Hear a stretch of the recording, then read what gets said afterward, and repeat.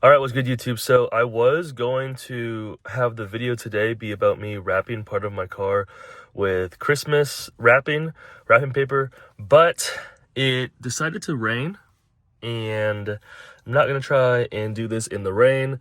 Also, Jenna Fifi's in the garage, and I don't take her out in the rain, so we're not doing that this video. So I decided I would talk to y'all today about a comparison. All right, y'all, so I thought it'd be fun to talk about a comparison with the G37 and the Hyundai Genesis Coupe. Now, I wanted to make this video specifically because one of these videos is the reason why and how I found out. What the? Bro, it looked like somebody had their hands right there or something. Oh, hey, yo. Dog. No. It looks like someone for real either climbed up on this or sat on my hood. Bro, what? All right, I don't see anything on the roof, but that might be why there's those fingerprints there. Dog. Yeah, I think someone probably was jumped up and sat on there. I don't think it got dented or anything, but bro, what? All right, y'all, hold on. All right, y'all, I'm back. I can't stand people. People piss me off. But what I was saying, one of the reasons why I want to do this video is because one of these videos on YouTube is the reason why and how I found out about the Genesis Coupe platform, and then primarily what got me into them and fall in love with them. So I want to talk about a few points that I personally found out just from owning the vehicles. Okay, so one of the first things I want to talk about is that the size of them, right? So the G37, I'm not gonna put all of the actual specifics. Y'all can look that up. But the G37 is longer, and I also want to say it's heavier. At least it feels heavier. But with it being longer, I found that there was more space in the rear seats, and then it took away from the trunk space. So in the Genesis Coupes, there's a little bit of a deeper and I think maybe a little taller trunk space, cargo space, but then you lose some of that in the back. And then also with the curvature and the body lines, the headspace in the Genesis, I think you have less compared to the G37. So honestly, that's a really big thing, because when I had the G37, I honestly felt like the trunk wasn't that usable. You could throw some groceries and maybe some luggage, but it didn't seem that practical. And of course, you know, people are gonna say, well, a sports car isn't that practical, a coupe isn't that practical, blah, blah, blah, whatever. But if this is your daily, or if this is a car you drive a lot, or if you're looking because you want more storage and you don't have as many people, you know, it's just something that I think is important to know, and it's something that I noticed right away. All right, another big thing that I feel like isn't talked about a lot, especially with the Genesis Coupes, is that this is considered a luxury sports vehicle, which I think is the dumbest thing.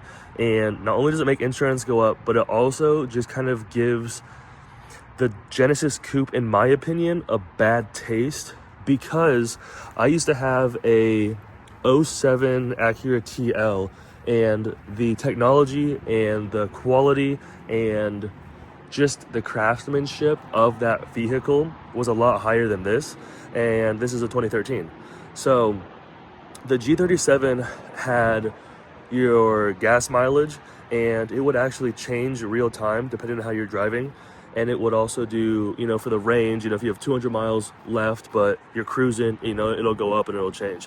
For the Genesis, for the Coupes, it doesn't do that. It doesn't change.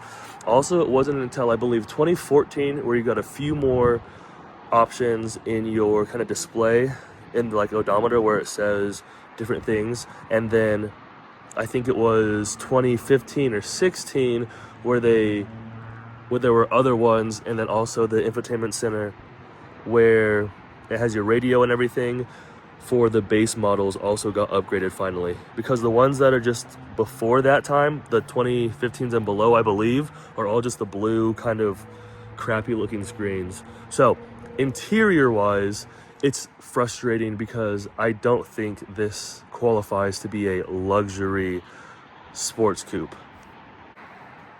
All right, y'all, another big thing I want to talk about is the aftermarket support. Now, there is a decent amount of aftermarket support for the Genesis Coupes. It is also kind of dying, but they have hoods, they have lips, they have bumpers, they have body kits, they have wide body kits, they have a lot of carbon fiber pieces. And I think a lot of people in the community complain, but I think a lot of people too who are also in the Genesis Coupe community are younger. They might not have as much money. They might be into cars, but they might not want to spend a lot of money on modifying them. And that's something I hear a lot about, people complaining that there isn't a lot of aftermarket support. The thing is, people aren't buying and asking for aftermarket parts. People might say they want parts, but then not actually buy the parts. So companies aren't going to take the community serious when nobody has the money for it or wants to spend the money on it. So a G37, Infiniti, the Nissans, obviously the Zs, the Gs, the Qs, they just have so much more aftermarket support, and there's also a lot more people. So with that, it just makes it so people have more of a selection. So that's a big thing. Another big thing is parts. So because there aren't as many Genesis Coupes that were made and produced in as many years, if you want to find parts at a junkyard, it might be hard. You know, where I am in the Midwest, they don't really have that many available because people just don't have as many of these. When you do part outs on Marketplace or on Craigslist, stuff like that, you're just not going to see as many. And if you want to find used parts, it's also not going to be that much because they just don't have as much. So something to really think about too. Make sure if you're looking into these, if that's something that is really important to you, just keep that in mind.